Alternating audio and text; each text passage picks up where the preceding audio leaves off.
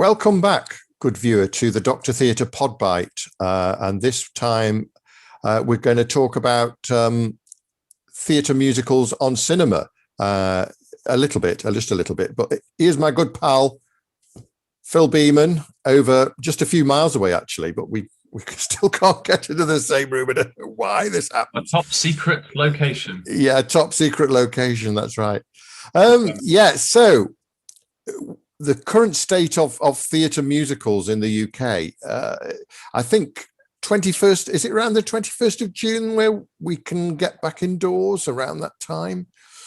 I think so, yeah. That is if our government here in the UK allows it. I mean, obviously this is the roadmap they've set out for us, old Boris and his cronies have set out for us.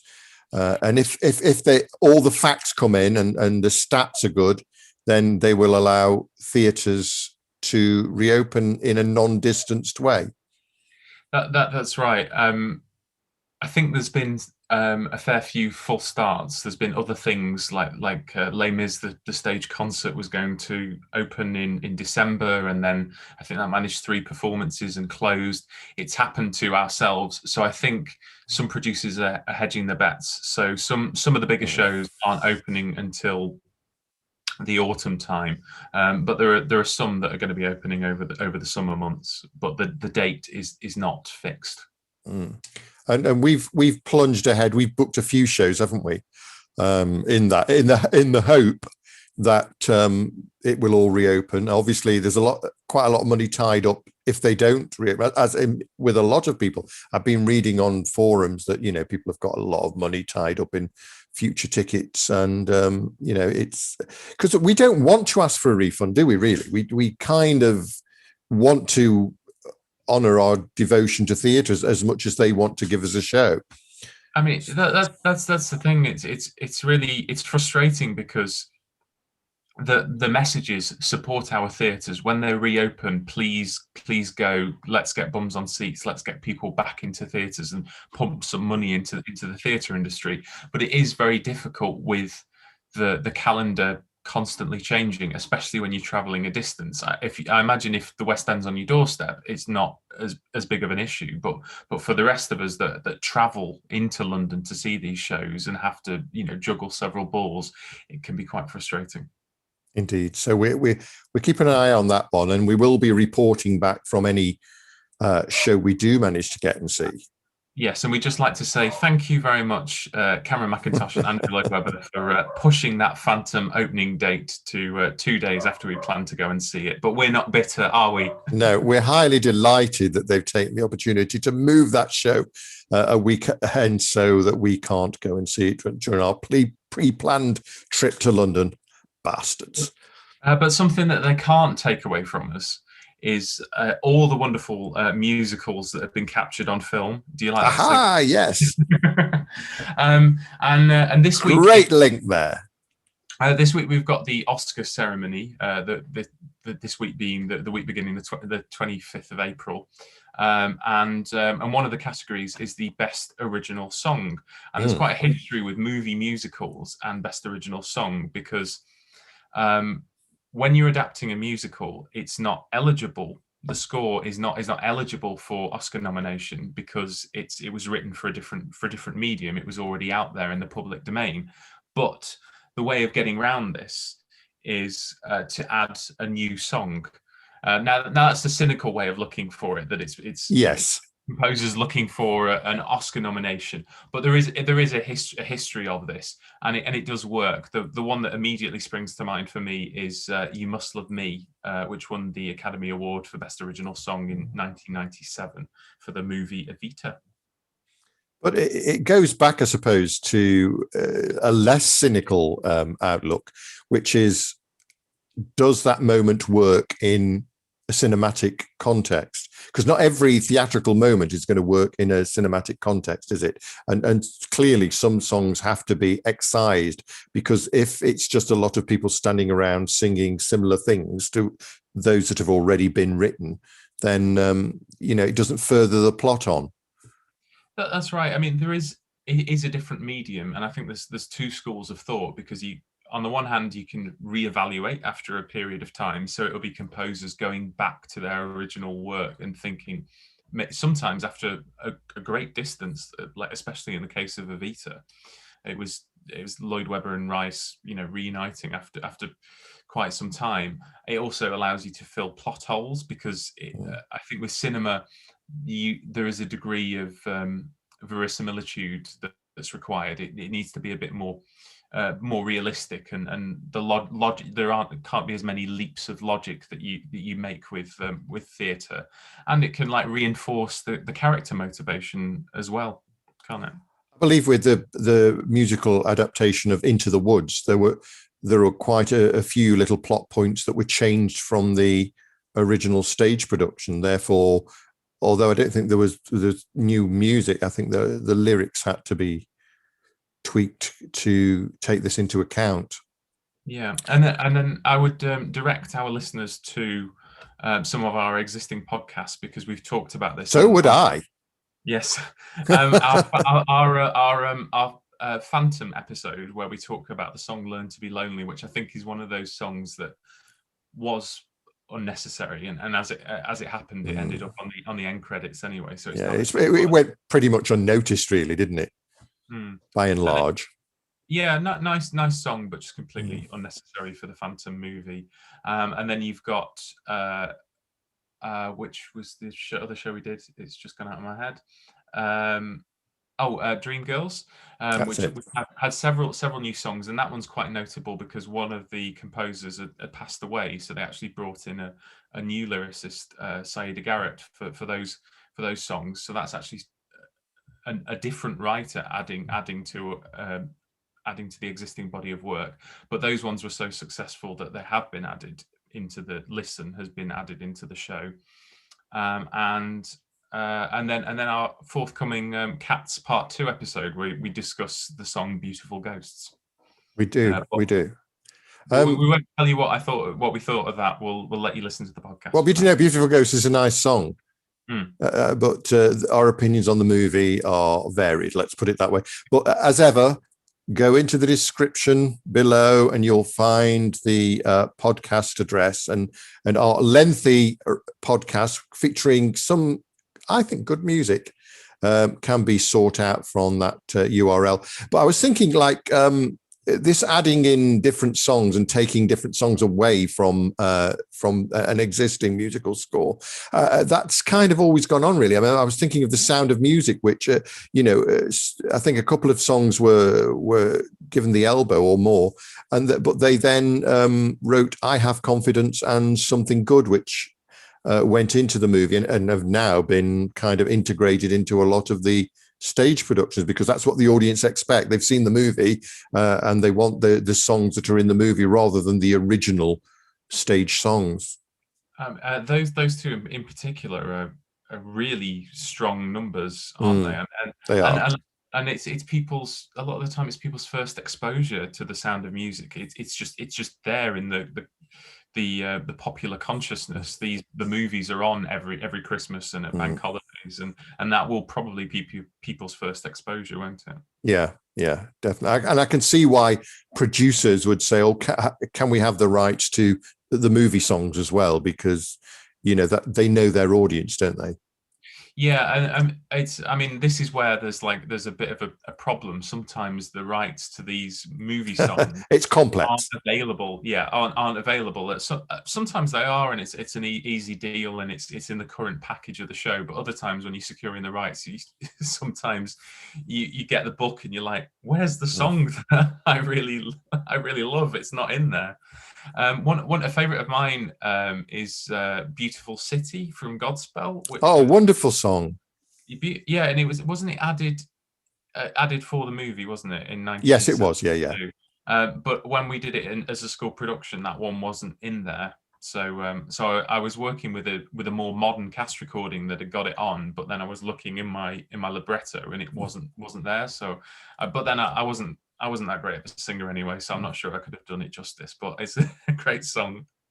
And Stephen Schwartz always says people now put Beautiful City in all sorts of places in the show, and he's always keen to see where they actually stick it, because there's no given place in the show where people should stick Beautiful City, so it can crop up anywhere. And he says some of them have been quite ingenious. Yeah. I've seen it. I've seen it before just before the crucifixion, and I've also seen it as the final song after Long Live God. I've seen it as the final number. So yeah, very very creative where it gets placed, and that's the thing as well, is with some of these numbers, is like, where do you fit them and whether it works in the context of the original production. And then I was thinking as well about the film version of Jesus Christ Superstar, which added a song, of course, which was the Pharisees, Then We Are Decided, which is an odd little piece, because it when you think of adding songs to a movie, you think of some kind of big epic moment where one of the main performers can belt out, a particular heightened emotional moment. But that's kind of a bit of a low key one, isn't it? Really, it's. Well, I'd forgotten about this until we discussed this earlier, which songs we're going to be choosing, and I'd forgotten about it. So I've had to go and listen to it today. It feels very slight, to be honest, and just. And I'm curious about the circumstances. Was Lloyd Webber asked to add it because the director thought, Norman Jewison thought, there needed to be something more there? Do you know any other context around it? Well, it's probably in the Unmasked. We should refer to that. Maybe we should get back to you on the next pod bite and tell you all about how Then We Are Decided came in. If I'd have thought, I would have looked it up. Actually, there was a lot of things that Lloyd Webber wasn't happy about with that movie. There was some scene transitions where he didn't even write the music. That's right. I think Andre Previn wrote them, and they were kind of kept at arm's length, weren't they? The Lloyd Webber and Rice during the making of Jesus Christ Superstar. I think they said they visited the set once, and obviously they wrote this quite short and quite slight piece of linking. It's a bit of a linking piece, isn't it? Really? Yeah. So we were talking about the Oscars before. Do you know the first song with profanity that was nominated for the Oscars? Oh, do tell me.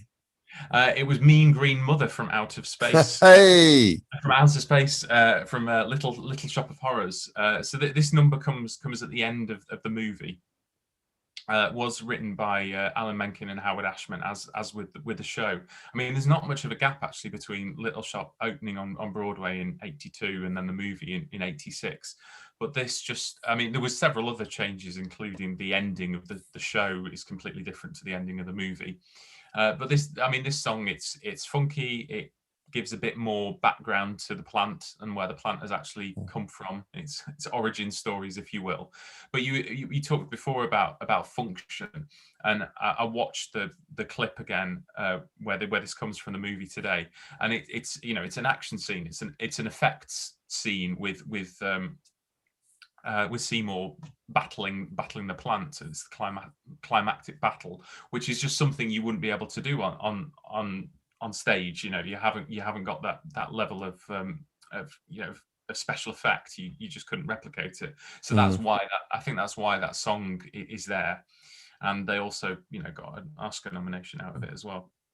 Bringing things right up to date, I did notice that on the currently advertised pre-orders of In the Heights soundtrack, there is a song called Home All Summer, which doesn't feature on the original Broadway cast album. So I think Lin-Manuel might well be giving us another number which might be eligible for Oscar nomination. Who knows? But yeah, I'm looking forward to that one, because does it come out in America in June? I think it might come out in June or May. I think we here in the UK are getting it slightly later, from the last thing I read anyway. And that one, who knows, that one might be added to the curtain call, like with the Mean Green Mother from Outer Space. I saw a production of Little Shop of Horrors where the actor who was voicing the plant came out at the curtain call and sang that song. So I'm sure future productions of In the Heights, you've got to find a way of shoving it in there somehow.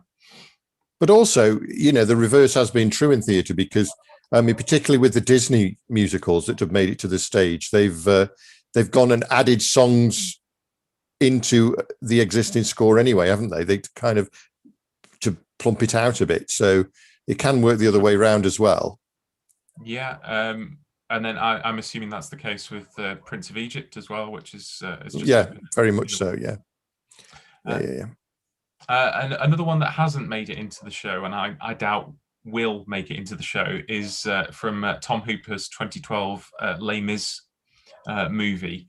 There's a number called Suddenly that Valjean has, and, which you, when we talked this morning, you thought you might bring that one up, and I had to go and listen to it because I couldn't even remember it. So yeah, it's okay, but to my mind, it's not much of an earworm. So Tom Hooper said that that he wanted to strengthen the thread of Valjean accepting fatherhood, and that only a camera can catch the intimacy of that moment. So I don't know if you remember the scene in the movie, but it's a close up. He's just rescued a Cosette from the Thénardiers. They're in the carriage, and he's looking down at this little girl and like realizing that she's his charge. So it does. I suppose it does serve its purpose. It does show that he's accepting his role as a father.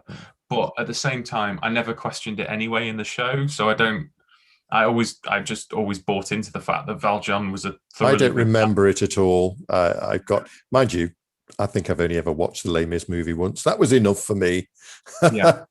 I'll stick with the videos of the O2 and the Royal Albert Hall. Thank you very much. It didn't work anyway. It didn't win an Oscar, but it did. There was a performance, so it did get a live outing, but from Hugh Jackman at the Oscar ceremony of that year. But hurrah! Yeah. So as we've said, kind of no theatre transfers onto cinema this year at the Oscars, but In the Heights maybe among next year's, who knows? And we've got everybody's talking about Jamie, and there's a song coming from, is it Frankie Goes to Hollywood? What's the Paul? Oh, his name's gone out of my head. So there might be new songs in there anyway. But there's also Tick Tick Boom's coming. Of course, Tick Tick Boom, yeah. But I doubt, unless somebody else has written one.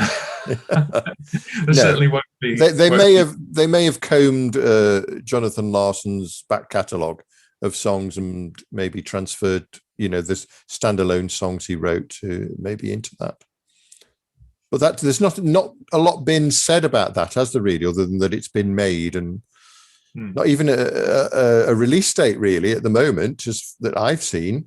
No, I've just seen Lin-Manuel has posted a picture of the clapperboard and said, "Wait, it's a wrap." That's all he said. But that's quite common with Netflix stuff. They don't have longer. They don't tease things for very long. It'll probably be a month before we'll get a teaser trailer, and then it'll appear on the streaming service. Yeah, I think that's probably one I'm looking forward to the most.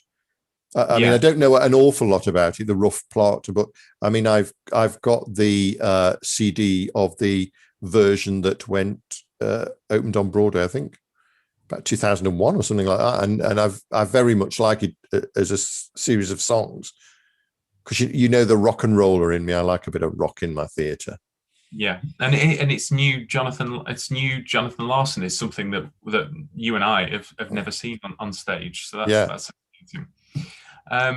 So I'd like to make a prediction, or double down on a prediction that you made actually on our Sunset Boulevard. Mystic Phil, do come forth with your prediction.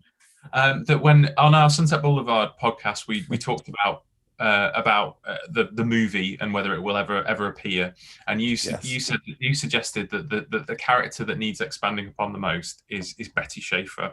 So I just thought it was worth documenting it here, just to say when that movie comes out and there is a new Betty Schaefer song, we called it. With a melody from the likes of us, probably. Yeah, probably. But We've got loads of podcasts now. I think we've done something like 25 full length, over an hour full length podcasts that are available on our blog site and via Podbean. So check them out. There's lots of our opinions on there, and we've dug deep into some rarish tracks, haven't we? Or tried to. Yeah, we always try to put the research in. We don't always get it right, but we do pride ourselves on on our research. Again, go to the link below and find these things and have a listen. Because we got told off this week, didn't we? Because I think it's Yipang in Singapore told me off for getting my facts wrong during our cats discussion. Yes, but we'll apologise for that in our next podcast. Yeah, let's issue a statement of apology. Yeah, the first of many, probably. But yes, so we're kind of sat here being quite hopeful, quite optimistic about what's going to come in the next couple of months, bar Phantom, of course, and hope that it's another foot on the road to getting back to a cultural environment that we're used to and we love, really. Yeah, I think like a lot of theatre fans, we're fiends for content. Give us more. We need to be challenged, and that looks like it's on the horizon again. It's been a difficult. There's been a myriad of reasons why it's been a difficult year and a half, but one of them for theatre fans, that's the main thing, is just we've been starved of seeing stuff. We can't wait to go into a theatre and give our review. We're going to do some written reviews, aren't we, for the blog site?